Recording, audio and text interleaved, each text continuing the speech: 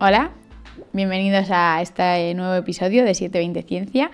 Vamos a hacer otra sesión de biografías de, físicos. Ya sabéis que es mi ciencia, entonces pues voy a tirar más por físicos, pero bueno, siempre que alguien quiera algún científico en especial puede pedirlo. Y bueno, hoy vamos a hablar de Einstein. Como ya hemos hablado de la gravedad, hicimos el de Newton, que bueno, lo tenéis en el canal, o sea que podéis verlo si os interesa. Hoy vamos a hablar de Einstein, porque también comentamos su teoría de la relatividad general. Y bueno, en estos episodios no nos metemos mucho en ciencia, porque la idea tampoco es que sean muy densos con mucho background científico, pero la idea es hacernos más con la vida personal del genio que hay detrás, ¿no? Y bueno, todos conocemos a Einstein, ¿no? Yo creo la típica imagen del genio loco, un poco. Es un físico teórico alemán, ¿vale? Y bueno, ya sabemos que revolucionó la física con varias teorías, en especial la relatividad especial y la relatividad general, ¿vale? A lo mejor luego comento un poco qué consiste cada una, pero bueno, la idea más ahora es entender su contexto vital. Nace el 14 de marzo de 1879 en Ulm, que está en Alemania, ¿vale? Él es alemán, pero bueno, durante mucho tiempo vivió en Suiza y en otros países, entonces él siempre, de hecho, le dieron la opción de ser, creo que alemán y suizo, le dieron las dos opciones y él siempre renegó de nacionalidades, él era un ciudadano del mundo, solía más o menos de decir eso, ¿no? Sus padres eran Hermann Einstein, que era un ingeniero eléctrico, y entonces él siempre estuvo en contacto con bastantes cosas pues de electricidad, porque tenían una fábrica y estuvo en contacto con laboratorios, por así decirlo, de estos de ingeniería eléctrica, y su tío también trabajaba y le enseñó bastante sobre cosas pues de electromagnetismo y tal. Y bueno, su madre era Pauline Koch, ¿vale? Era una familia judía. No eran practicantes, creo que no eran muy religiosos, pero eran de tradición judía, ¿no? Durante su infancia, él siempre fue buen estudiante, ¿vale? Es un mito. Yo tenía un amigo que cuando suspendía varias llegaba a su madre y le decía, no, mamá, Einstein también suspendía muchas asignaturas. Bueno, en principio eso es mentira, ¿vale? Especialmente en las áreas de ciencia se le daba todo muy bien, sacaba muy buenas notas, destacaba mucho. El problema es que a lo mejor en algunas otras asignaturas que no le interesaban tanto, pues no destacaba tanto, pero era muy buen estudiante, ¿vale? Y bueno, eso, crece rodeado ya de gente que está relacionada con la ciencia, como su padre y su tío, que trabajan, ¿no?, de ingenieros eléctricos, y entonces él ya empieza a tener un poco de contacto y le dan una brújula y ciertos aparatos e instrumentos y empieza a interesarse por la ciencia, ¿vale? Después de ir al instituto y todo esto, estudia física, ¿no?, en la Escuela Politécnica Federal de Zúrich, ¿vale?, que está en Suiza. Allí tenéis una placa donde podréis ver que estudió allí y tal. Y bueno, mientras estudiaba, tuvo que trabajar también en la oficina de patentes de Zúrich, allí en Suiza, porque al principio no le costó un poco conseguir trabajo académico a nivel del doctorado y ciertas cosas, porque no se reconocía mucho su trabajo. Entonces le costó bastante acceder a una plaza de profesor y con beca para poder trabajar de investigador. Bueno, los teóricos en este caso a lo mejor no investigan tanto, pero sí que tienen sus becas y te dan la opción, ¿no?, a veces de ser profesor y ciertas cosas. Pues él hasta unos años más tarde no consiguió poder trabajar de lo que él quería, que pues era eso, ¿no?, de dedicarse a su física. Y tuvo que trabajar en la oficina de patentes, ¿vale? Porque, pues eso, que sepáis que él estaba un poco ahí, un poco rencoroso de que la gente no estaba viendo las grandes cosas que él estaba haciendo, ¿vale? Especialmente en su año admirable, que es donde desarrolla su teoría de la relatividad especial, todo esto de que el espacio y tiempo, de que el tiempo no es absoluto, de que el espacio se contrae, de que el tiempo no va para todos igual, que depende de la velocidad, ¿no?, de que la velocidad de la luz es una constante que sí que es absoluta. un poco todo esto va a la relatividad especial, es en lo que se basa luego todas las pelis, a lo mejor de Interestelar y todas estas cosas de que si te metes en un agujero y consigues que el espacio se curva y tanto y todo esto, ¿no? Y si vas muy rápido, cuando vas en una nave muy rápido, técnicamente, pues no envejeces como la persona que se queda en la Tierra, pues porque el tiempo no es el mismo para todos los observadores, ¿vale? Depende de tu velocidad. Es un poco lo que dice esta teoría de la relatividad especial, ¿vale? Entonces, sobre todo cuando ya desarrolla esta teoría, él ve que no está teniendo el impacto que debería tener en el mundo académico y le cuesta un tiempo tener este reconocimiento. Luego se volverá una persona súper famosa y le conocerá a todo el mundo, pero como todo en los inicios no es fácil, ¿no? Allí en la universidad conoce a su primera esposa, que es Mileva Maric, que bueno, era una matemática brillante, ¿vale? Ella también estaba estudiando física o matemáticas, no sé muy bien si se empiezan las asignaturas troncales igual o lo que sea, pero se conocieron ahí y ella estudia matemáticas. Entonces, ella era muy buena haciendo cálculos, de hecho se dice que, bueno, Einstein era muy bueno con las ideas, con la intuición, pero le faltaba un poco de rigurosidad matemática, eso se dice a veces, y se dice que Mileva le ayudó sobre todo a corregir los cálculos y tal en el desarrollo de la teoría de la relatividad especial, de esta primera parte, ¿no? Se dice que se le robó un poco su importancia y que no se le ha dado pues el premio que se merece, ¿no? Y el reconocimiento. Pero bueno, sí que es cierto que aunque se sabe que hay cartas de ella corrigiéndole y ayudándole con cosas, porque era un matrimonio que disfrutaba de hacer ciencia juntos, se sabe que luego la teoría de la relatividad general la desarrolló él solo. Entonces, aunque probablemente sí que se sabe que le ayudaba, digamos que Einstein no era un farsante tampoco, ¿vale? Porque luego la otra parte la hizo él solo, porque ya estaban divorciados y entonces, pero que sepáis de la existencia de esta, brillante mujer, ¿no? Tienen dos hijos, reconocidos, que son Hans Albert, que es un ingeniero hidráulico, y Edward, que, se le diagnostica con esquizofrenia.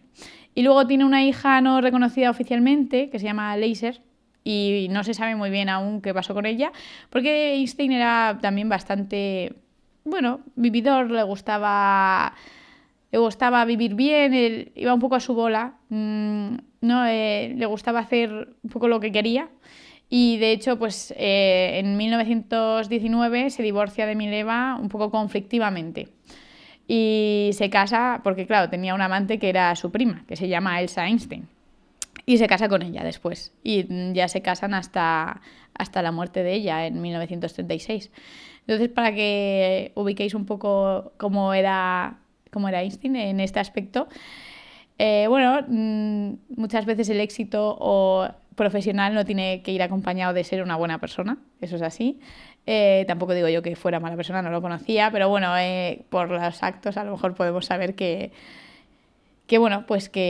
sí que dejó un poco a su mujer para irse con su prima. Estos son los hechos. Ya cada uno los juzga un poco como quiera. Y entonces, hemos hablado de que en 1905 es cuando publica estos 4 artículos revolucionarios, ¿vale? Uno de ellos es el movimiento browniano, ¿vale? Es una prueba de cómo existen los átomos, de cómo se mueven. Él observaba, por ejemplo, motas de polvo, de polen en líquidos y veía como... era una cosa que ya se sabía, pero hace un artículo bastante importante en este campo, ¿no? Luego otro es el efecto fotoeléctrico, que esto es el descubrimiento con el que se gana el Nobel. Es básicamente que cuando a un metal, en la superficie de un metal, si se irradia con luz, con luz, que son ondas electromagnéticas, ya haremos el siguiente podcast de las fuerzas que queda, porque la fuerza electromagnética es bastante importante para entender la luz, que es una cosa básica que yo creo que muy poca gente entiende. Bueno, cuando en la superficie de un metal se le da luz con suficiente intensidad, se puede arrancar un electrón y entonces aparece corriente.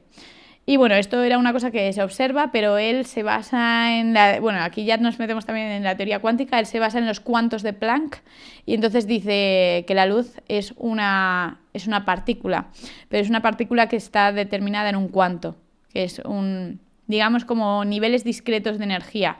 Puede ir a 1 o a 2, pero no puede estar en 1,5 esa partícula, en términos de energía hablando, ¿vale? Ya hablaremos también de la cuántica porque esto también da para mucho y es una cosa muy difícil de entender, pero bueno, es un efecto que se observa se puede observar experimentalmente, se conocía, pero él da una explicación. Y con esto gana el premio Nobel, ¿vale? Y luego la relatividad especial, lo de que hemos comentado de que el tiempo es relativo, ¿vale? Que esto es, y que la velocidad de la luz es una constante, es algo también que ya se sabía, porque bueno, ya Maxwell había propuesto algo sobre la velocidad de la luz, pero bueno. Y luego también su equivalencia entre masa y energía, que es la famosa ecuación de E es igual a mc al cuadrado. Esto, bueno, eso, bastante importante también para luego todo lo que conlleva la física nuclear, ¿vale? Esta pequeña, con muy pequeña masa, porque la masa pues va multiplicado por el cuadrado de la velocidad de la luz, que es un número muy grande, que es 3 por 10 elevado a 8. Entonces, con muy poquita masa podemos conseguir mucha energía y esto es luego la base de un poco de la física nuclear, ¿vale? Y bueno, él luego, como hemos dicho, consigue por fin su plaza como profesor en varias universidades. Ya os he dicho que era una persona que no se consideraba de un país ni de un sitio, entonces él está en Zurich, en Praga, en Berlín, en muchos sitios, ¿vale? Él vive en muchos sitios porque el personaje pues que fluía mucho, ¿vale? Y bueno, en 1921 consigue este premio Nobel de Física que hemos dicho, aunque lo recibe en 1922 y no asiste a la propia ceremonia, porque él consideraba que se lo habían dado como ya tan tarde, bueno, además de que estaba de viaje en Japón, pero le da igual. O sea, él dice, no me lo disteis cuando me tocaba, pues nada, manda a otra persona, que ahora mismo no me acuerdo quién era, un científico también, pues amigo suyo, y ni le interesa. De hecho, eso se dice que si lo tenía por ahí o que incluso se lo apostó, cosas así. No seguía con su mentalidad de que no le recompensaban cuando merecía. Y bueno, en política también fue bastante activo, era pacifista activo, como hemos dicho, ¿no? En 1933 rompe todos los vínculos con las instituciones alemanas tras el acceso nazi. De hecho, como él era de familia judía, muchos de los profesores de las universidades de allí, como hemos comentado Max Planck o otros, Bohr mismo, le aconsejan que se vaya. Y de hecho, Bohr creo que le ayuda a poder irse con su mujer en un barco a Estados Unidos, porque bueno, la situación se estaba poniendo ya muy fea, matan a un político que él conocía, se vuelven ciertos profesores de la academia, como bueno, ya también se puede hablar de la ciencia nazi, ¿no? Stark, por ejemplo, es uno de ellos, que es uno muy famoso por el efecto Stark, pero se vuelve con esta física antisemita, que dicen que toda la relatividad de Einstein es una ciencia judía, que no tiene sentido, que no, se basa en cosas que no son la experimentación, entonces no deberían ser. Y incluso, pues eso, llegan a hacer un manifiesto algunos científicos que firman, unos cuantos, algunos les ponen en posición de o firmas o te echamos, en contra de la ciencia, bueno, de todas las teorías que tengan que ver con Einstein. Así de fea se pone la cosa. Entonces, bueno, evidentemente él huye a Estados Unidos, donde, bueno, le acogen bastante bien. Porque en esos momentos ya era bastante famoso, ¿vale? Porque a partir de 1919, cuando se confirma, esto también lo contamos en el podcast de la gravedad, cuando se confirma que efectivamente la curvatura, que la gravedad, la masa de las estrellas curva la luz, entonces se confirma la relatividad general, Einstein ya se vuelve muy famoso, ¿vale? Y porque Eddington lo prueba con un eclipse de sol que hay, y entonces se vuelve ya muy famoso, ya se vuelve portada del Times y todo esto. Y bueno, él en Estados Unidos trabaja en el Instituto de Estudios Avanzados de Princeton. Y bueno, me imagino que a lo mejor lo sabéis, todos los que hayáis visto Oppenheimer, pero es uno de los que le manda la carta a Roosevelt alertando sobre las armas nucleares nazis para influir, bueno, de hecho es el que influye en la creación del proyecto Manhattan, porque él, como había estado en las universidades alemanas y tenía contacto con Bohr, por ejemplo, que también sale en la peli y tal, él sabía que se estaba desarrollando. Podemos hablar también en otra ocasión sobre el desarrollo que hizo, bueno, básicamente la cabeza del proyecto de la bomba atómica en Alemania era Heisenberg, que también se puede comentar porque, bueno, tuvieron bastantes fallos y gracias, bueno, menos mal. Y bueno, él ya sabía ciertas cosas, Einstein sabía, entonces se alarma un poco y le manda esta carta y Roosevelt reacciona y de hecho ahí es cuando crea el proyecto Manhattan.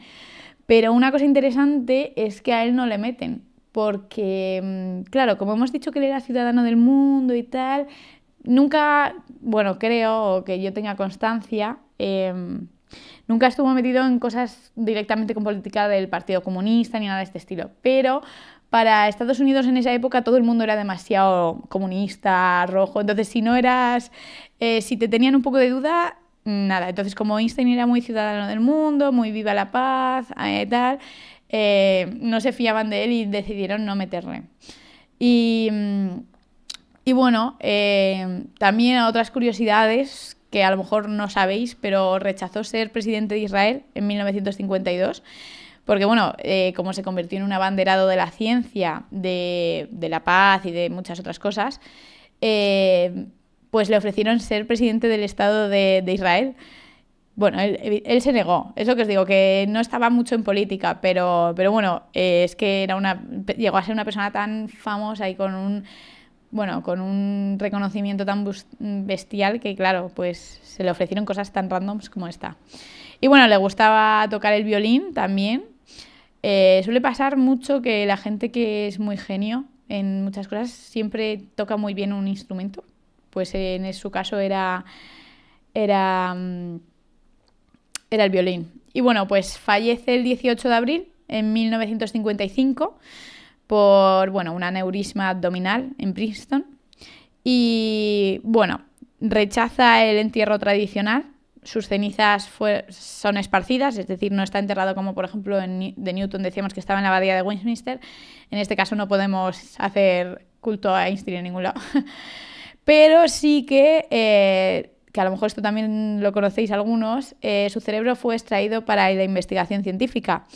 Y bueno, se dice que pesaba un poco más de la cuenta, pero tampoco se llega a determinar mucho más. Y bueno, eso, no sé, creo que ya os he dicho que me baso un poco en estos libros, que me gustan mucho, es una colección de National Geographic y bueno, está muy bien. Ya los próximos, pues esperamos que sean relacionados con la fuerza electromagnética y sacaremos el siguiente podcast. Y bueno, pues espero que os haya gustado todo lo relacionado con Einstein. Bueno, se habrán quedado 1000 cosas en el tintero porque evidentemente es una persona que, bueno, que tendría muchísimas anécdotas y muchísimas cosas que contar.